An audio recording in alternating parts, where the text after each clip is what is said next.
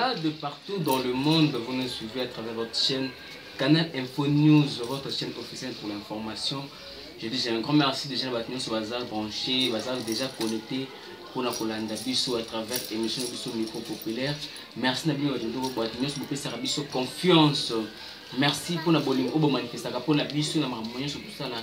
Il y a un autre posting à la Binobo s'abonner très massivement, abonnez-vous massivement à la chaîne Bisso Canal Info News et puis faites aussi abonner vos proches. C'est aussi une autre manière de nous encourager par rapport à ce que nous sommes en train de faire comme travail. Aujourd'hui, tu remarques un peu que là, justement quelques minutes de motivation pour dire que il faut oser la et l'eau comme mon côté donc il ne faut rien attendre des hommes. Il faudrait au contraire attendre quelque chose de Dieu. Et puis, la confiance na yomoko, tu dois avoir l'estime de soi, tu dois avoir cette forte assurance et puis considération ya yomoko. Parce que nous avons déjà à Salagnoso, nous avons pécio maïeli, nous avons pécio intelligence, nous avons pécio sagesse. Il t'a renouvelé aussi les souffles de pour que tu sois compté parmi les vivants. Chaque jour que tu te réveilles, dis que non, voilà, Dieu m'a encore accordé une nouvelle chance. Dieu m'a encore accordé une nouvelle espoir pour nous avoir un nouveau départ dans ma cambouignon au Bonavandakosala. Parlons un peu de notre pays. Actuellement, là, nous voyons comment est-ce que le pays est confronté à des différents problèmes. Le pays est confronté à de différentes difficultés. Oyo, et Zali Kopé, ça pensa pas si mingi n'amboka. Pourquoi? Parce que déjà nos politiciens, Zali ko vivre dans une stratégie comme machiavélique. Oyo, et Zali ko contribuer en rien pour le développement et encore moins pour les progrès sociaux. Yamboka le biso. Voilà pourquoi nous avons biso à Congolais de partout que nous soyons. Tous les Congolais à diaspora, les biso à Congolais, tous awa nakati Afrique, nakati Congo. On ne doit pas perdre espoir. Nous devons nous tenir main dans la main. Mayele ozanango, tiango na musala, tiango na misala, afin que ou les kanako survivre, ou les kanako s'en sortir dans la difficulté nyonso ya vie. Pour espérer to kota la moto, c'est vraiment un grand problème. Yango na kosenga na président na biso Félix Antoine Tshisekedi Tshilombo. Déjà sur le plan origine to appartenance nationale, tu yebi que non, aux la nationalité, aux douté, tu es vraiment un fils, un digne fils du pays, tu es vraiment un Congolais de Babsou Baka. Aux Amoulou Baton, tu es vraiment d'origine congolaise. Il faut au compter nanou na potentialité au Ezakati Nayo. Vous êtes le fils d'un grand politicien Mbokanabiso Papa Etienne Tshisekedi, paix à son âme. Bozamutu Oyo, Azaya ko niete, Biso Nstoibé Nakati Mbokanabiso Papa Etienne Tshisekedi est vraiment connu dans notre pays. C'est dit dans notre pays en tout cas, Togosenga, Nayo président Biso Fati Ozwa Makambo en charge. Qu'on s'est confié trop de la police aux Zana Bango. Martin Fayulu qui espérait, qui croyait même qu'aujourd'hui là, Martin Fayulu pouvait s'aligner derrière les FCC. On ne sait pas pourquoi, parce que tu as vu que FCC a sa machine, actuellement, il a l'argent, il a les finances, il a presque tout pour ça, pour construire sa carrière politique. Et voilà pourquoi même Bandeko na ya cash, même Bandeko na il y a FCC. Oui, bien sûr que vous êtes en coalition. Bien sûr que Boza Nakati y a les Sangamoko Nakati il y a gouvernement et coalition. Mais moi je te demande personnellement, il ne faut pas croire dans tout ça. Il faut on dit maintenant na oyo na mayele na potentialité na courage oza na mokati na yo tala lelo oyo to comme mboka na biso les plus intouchables aujourd'hui, les plus injusticiables, les oyo, bah comme justiciable na, excusez-moi, na justice mboka. Pourquoi? Parce que vous avez dit que il y a un fils du pays qui est à la tête du pays, il y a un fils du pays, permettez-moi la tautologie, qui est à la tête des institutions oyo. Et ça dit qu'on redorer les choses de confiance, ça dit qu'on redorer espoir. Na ba Congolais ou perdre qui cala. Jamais un Congolais dans l'ancien temps pour pouvoir d'appeler pour bêta, pour tout à tout, pour le non, je suis Congolais. Et surtout sur le plan justice. Tout le monde qui justice, c'est qui pensa au rabais. Mais voilà qu'aujourd'hui là, avec l'instauration du système d'état de droit, tout le monde qui n'est pas comme injusticiable, comme intouchable. Aujourd'hui là, on peut facilement les toucher. Aujourd'hui là, on peut facilement les juger. Pourquoi? Parce que le pouvoir est entre les bonnes mains. Yango nakosenga na moto nyonso. Tant au milieu que noté na ba potentialité, na ba qualité, moko bo eza dominante. Il faut que tu qualité wana na musala, qualité na wana ndeko sala ke no olunga na kati ya chômage. Qualité na ndeko sala ke no olunga na kati ya paresse. Qualité na wana ndeko sala olunga na mulimu ya dépendance. Voilà aujourd'hui que les Congolais dépendent toujours de nos frères, de nos sœurs au bassin du Bande ya Mboka. Et tala ba conséquences ndenge zalaka. On considère que non, ate maman tel, maman mirador, au titre de la gambo, on a foutu un daku. On considère que venanga la race, malheureusement, au titre de la gambo, on a foutu un daku. On considère mon vieux Martin, le PDG Martin Songo, au titre de la gambo, on a foutu un daku. Yepe bango peut avoir des problèmes na bango oyo et tout misaka bango. Et aussi, ils ont leur propre problème oyo.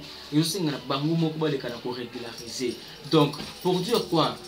Aussi longtemps que aux gens na maboko na makolo, aux gens na mayele, c'est pas en vain nzamba pesa yo mayele wana, c'est pas en vain nzamba tika na yo sagesse moko boy. Nous devons susciter en nous cette force là de créativité. Nous devons créer des histoires, nous devons créer nos petites et moyennes entreprises pour nous caper kosunga kabiso to mekanaka pour s'en sortir. Voilà pourquoi nazali kubwa kambela ba Congolais nyonso. Mayele ozali nango, sagesse ozali nango, moi capital ya moke ozali nango.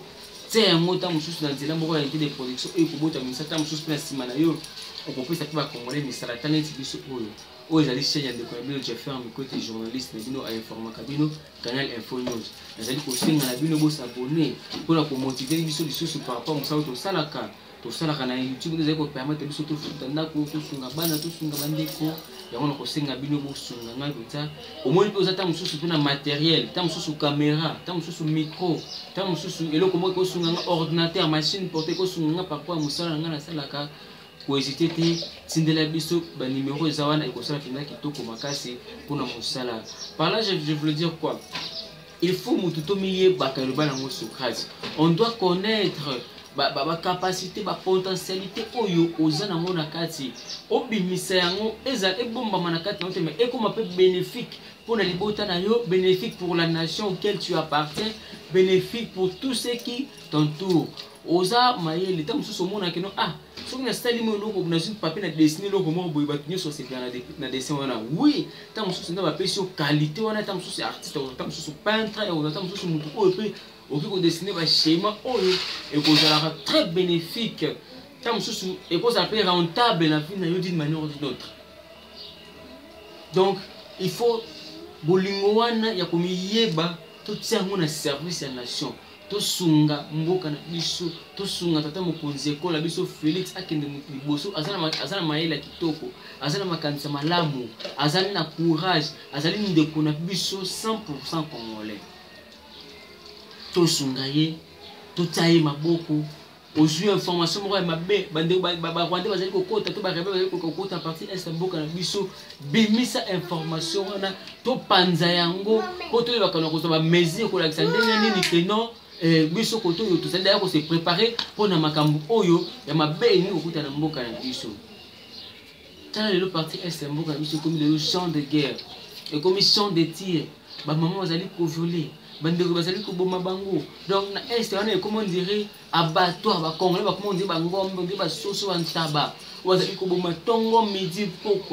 Pourquoi tout ça? Parce que ma Congolais to se prendre en charge te le bon papa Etienne Tshisekedi Congolais azana na bolingo ya Congo nanu te azana bolingo ya Congolais te lelo oyo tout d'après information moi sur comme biso ba généraux ebele bozali komona na kati ya armée na biso bango ba créer ba milice bango ba tika na ba zamba wana ba ministre ebele bomona na gouvernement na biso ba tika ba milice na kati ya ba zamba oyo zali non tant moni que no ba limba sala bo abeti coup de fil kuna ba ndeko na ba milice ba créer trouble ba sali nini ba sali koko kaka mbutu na mboka. Pourquoi? Parce que kimia ezana kati ya mboka te et bango na reto vous allez ko profiter ko bénéficier na misolo ko profiter ko bénéficier na ba richesse sous sol tout comme un sol ya mboka na biso et bandeko na biso vous allez ko vivre na passe ni na partie est mboka na biso. Pour dire quoi? Les Congolais nous devons vraiment nous aimer, nous devons aimer notre pays, nous devons nous aimer mutuellement. Ceux qui ont les Congolais ont l'ingate au mona Paul Kagame ont l'ingate Ougandais moko l'ingate Burundi moko aya abo ma Congolais abeta Congolais mais ça c'est place yo osale ndenge totai komona ngona régime ya Kabila tomona ki na régime ya Kabila sinon azali ko beta Congolais azali ko sala epana azali ko futer ceux qui 50 000 francs Congolais futa kanda côté biso c'est comment c'est social la congolais ali awa avec 100 $, oui 100 $ na mboka mi pa ezali belé kasi na mboka na biso 100 $ ezali penza insignifiant. Pourquoi? Parce que le pays va très mal. Système monétaire ya mboka na biso eza penza au rabais ko mettre ba inflation dollar ko mata dollar ko kita dollar ko sala. Pourquoi? Parce que ba politiciens biso ba zuna nous conscience que non nous avons un peuple où appelle ça biso mandat. Nous avons un peuple oyo défendre bango. C'est ce qui fait mal, c'est ce qui tue notre pays. Les impérialistes que nous déplorons tant, on me dit pourquoi. Jamais on a donné un temps pour qu'on un système, qu'on sa solution à problème. Jamais on a Emmanuel Macron, jamais on a Poutine, jamais on a Soki Nani. Et ils seront là, ils viendront pour nous dépouiller, ils viendront pour nous dépouiller de nos richesses, ils viendront pour nous couper sa vie sous passe, pour nous torturer moral na biso, pour nous torturer ma famille na biso. Et ça dit comme oyo, et ça dit couper sa passe mingi na boka na biso. Yango na kosenga na biso ba ko tolingana. Oza na capacité ya ko investir na mboka to bengi oyaka. Petit à petit, justice petit à petit, mboka na biso ezali ko remonter pente. Voilà pourquoi nous aimerons c'est que bino nyonso oyo oza na poto, bino nyonso de partout vous êtes, aux investisseurs, aux bailleurs de fonds, venez investir ici au pays, venez investir ici au Congo. Oko investir na mboka mopaya, oui. Oko za ba avantage, mais avantage oko za na mboka bapaya et ko leka ba avantage oko za na mboka na yote. Na mboka bapaya ba ko traiter ka toujours d'être un expatrié. Na mboka bapaya ba ko traiter ka toujours d'être un originaire d'une nation quelconque. Mais ici dans ton pays, tu verras personne venir te dire que non, voilà, tu n'es pas des nôtres, non. Mais nous laissons notre pays pour aller investir dans Mboka Bapaya. Nous laissons notre pays pour aller construire des immeubles dans Mboka Bapaya. Or, avec nous les Congos ici, nous payons moins de taxes, nous payons peu de taxes. Pourquoi? Parce que l'État n'a pas la facilité, pour faire de son mieux avec le paix que nous aurons. Tout le monde est en train de entreprise bon. Bientôt, ils vont installer une entreprise photovoltaïque avec lesquelles on doit courant au salami na mo une donc notre propre soleil, notre propre chaleur du Congo et pour ça que tous la lumière, tous la courant dans ma condition au Singeli. Mais jamais au Congo na mondele moko aya pour un intérêt na yete aya ko s'installer dans mboka. Ce que moni mondele aya ko s'installer dans mboka na biso, comprenez que aye na intérêt moko oyo ezali nanu ya liboso mpona kobongisa mboka na bango. Tel le Rwanda ndenge prendre commis. Rwanda comme pays moko kitoko, Rwanda ba comme par ba pays producteur ba coton, ba zinc, ba cobalt, ba jouer yango wapi. Tout ça nous en avons ici et bango ba yaka pona ko payer biso. Il y a pas longtemps awa doti komona ba ka kanga camion citerne e ko tsaka ba essence. Or ezaki essence c'était ezaki camion citerne et tout na ba zinc, ba cobalt, ba minerai ba tout ça na kati ba camion citerne wana il y a plus de 15 mètres de long. Ezali ko kota na Rwanda. Vous voyez que mboka na biso ezali ko se faire dépouiller. Tongo me dit pourquoi. Mais ce que vous allez n'a pas compris, ce que vous allez faire dans mboka, sachez que tôt ou tard, toko répertorier bino et puis toko bimisa bino na procès. Et puis vous allez faire la prison parce que prison ils allaient sans rééducation pour ne pas indiscipliner, vous allez contribuer na malheur ya mboka na biso. C'est bon? Donc pour dire que mboka na biso mutu akolinga ngo lokola biso moko azali te. Mboka na biso mutu akotonga ngo lokola biso azali te. Nous devons avoir cet amour là, nous devons avoir cet patriotisme là. Motema wana ya bolingo, motema wana otakeno te. Congo ezali mabele na ngai. Congo ezali Congo oyo Lumumba kufela, Congo oyo Simon Kimbangu akufela, Congo oyo Simon Kimbangu akufela, Congo oyo Barosi Chimbanga ba Thérèse Kapangana bakufela, Congo oyo papa na biso Etienne Tshisekedi wa Mulumba, les sphinx alimentés à Koufatika, Moulimou. Donc nous devons tous nous unir, tous s'engager la biso. Ne soyons pas comme les Congolais de Martin Fayoulou. Martin Fayoulou, on ne sait pas qu'est-ce que les impérialistes pour Azonga. On croyait qu'il allait nous amener des systèmes, des solutions. Vu le temps qu'il a passé, Namboka Bapaya, par rapport à ce que nous venons de vivre pendant la période de coronavirus. Mais totalisé sur Martin Fayoulou, en tout cas c'est vraiment déplorable. Aïe, na makambo moko oyo ningisi sur mboka et que tu sois passe na mité ba ya bato. Nous ne voulons pas des gens de ces politiciens immoraux, ba politiciens au bazali ko ya pour na koko ça soit un tox na mité ba congolais. Oui, ceux qui les lo ba destituer Fati pour que le pouvoir et que na mboka nami. Si aujourd'hui on destitue Fati, sachez que le pouvoir rentrerait au Sénat. Or, tandis que Moutaza président au Sénat actuellement, c'est le sénateur Alexis Tambouimamba qui est un pro-Kabila. Tandis que Alexis Tambouimamba, c'est d'abord un ancien rebelle. Alexis Tambouimamba va contrôler le génocide et belé Mboka na biso. Tant au pouvoir et qu'au zone na bango. Posons-nous la question. Martin Fayulu fera toujours l'opposition. Tout Martin Fayulu va s'aligner na FCC. On sait tous bien que Martin Fayulu va parler de Oyo, va taxer Joseph Kabila de tous les mots, va benga ba Rwandais, va benga banane. Mais les gens Oyo tant on s'aligner na vision et Théodore Ngoy. On sait tous que Théodore Ngoy, Azamutu Oyo, bazali ba colis sur Joseph Kabila. Ils sont là pour travailler pour l'intérêt de Joseph Kabila. Mais aujourd'hui là, Martin Fayulu s'aligne derrière la vision de Théodore Ngoy pour chercher à destituer Fati. Or, on sait que Fati, pour nous les Congolais, c'est un don du ciel. Oui, bien sûr qu'il va quoi qu'ils allient, bien sûr que Banzele Zali Penda bloqué, mais on le sait tous que Malembe. Si seulement Fati n'avait pas fait l'accord avec les FCC aujourd'hui pour que nous puissions voir un gouvernement de coalition, croyez-moi, je suis en sûr, soyez en sûr qu'on devrait les Oyo. Kobeta le soulage social à biso niveau totalité. Fort malheureusement, constitution à biso et c'est vu que Fati n'a pas cette majorité parlementaire et qu'il a gagné la présidence. Donc la constitution lui oblige d'aller en coalition, pour ne pas dire cohabitation, avec l'FCC ou Azaki Bongo majoritaire sur le plan du Parlement.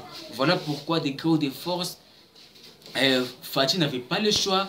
Et voilà pourquoi aujourd'hui nous vivons tout ce que nous vivons comme situation désastreuse dans Mboka na biso, pour dire que ne perdons pas espoir, gardons toujours espoir, ayons confiance en Dieu, ayons aussi confiance dans Fati, parce que toute autorité vient de Dieu.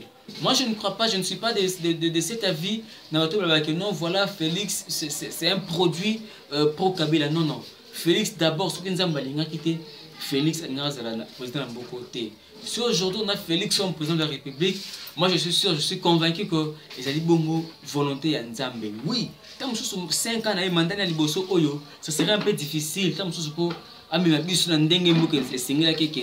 mais moi j'ose croire que ceux qui te payent cette chance, c'est mis balai, te payent ce deuxième mandat. Je suis sûr que ma campagne madame écoute à Mboka na biso total en net juste à Mboka na biso qui pendant na c'est nan ndimaki ngoyeka sanji nan ndimaki ke non lelo ozoe Kabila le gouverneur ya Okatanga akozongisa lelo mabele ya akozongisa lopango ya papa na biso père son âme ça kombi nongo na bana na ye o bakufaki o nani Zoe Kabila botolaki tozali komona ke petit à petit Mboka na biso zali kokenda changement na petit à petit Mboka na biso ezali bongo na ko vivre un état de droit vraiment effectif. Tous allez vivre à gratuité enseignement. C'est la chose que tous les parents ont presque applaudi. Que non, ah voilà les oyo et banabiso zali kotanga ofele. Mon bon mukina zali ko zona musala esu ngati na futatanda ku na le isaba na so mewata mobila ba. Tata mu konsekula biso en tout cas que Dieu vous bénisse. Continuez dans cette allure. Mbomanyo so mabe tsaye mupandi kubanga mutute peuple azana simana yo pour la cause des destitution déjà sur le plan constitutionnel. C'est tout un problème, c'est tout un processus. Et ils ont pris un temps pour la destitution. Tout le monde qui commente est-ce que le peuple s'est prononcé. Dans ma cambotala qui proposition l'homme ina kuna na sakata tout le monde qui commente est-ce que le peuple a s'est prononcé qui commente est-ce que le peuple s'est décidé qui. Alors pour la destitution chef d'État Félix Nabiso Oyo, vous allez couper sa biso ce soir. Je te dis, je te rassure que ça ne sera pas chose facile parce que vous avez l'appui, vous avez le soutien de tous les Congolais, en tout cas nous te soutenons. Nous disons, chef d'État, nous sommes tous derrière toi. Et gardez Kakabalini aux Anango, au père de Kabila Azamutu, Asaki Mandanaye, à qui aujourd'hui, bien sûr que vous êtes en coalition, mais vous êtes les garants de la nation. Namboka Moko Zazalaka, mon côté, Oza Papa et Kola Miso Kongo. En tout cas, Batela Kima, Banner Nayo, ils sont toujours solides. Moral est toujours solide. Ensemble, nous les journalistes, nous allons te soutenir par rapport à la vision politique. Merci beaucoup. Vous pouvez vous abonner massivement à la chaîne Info News.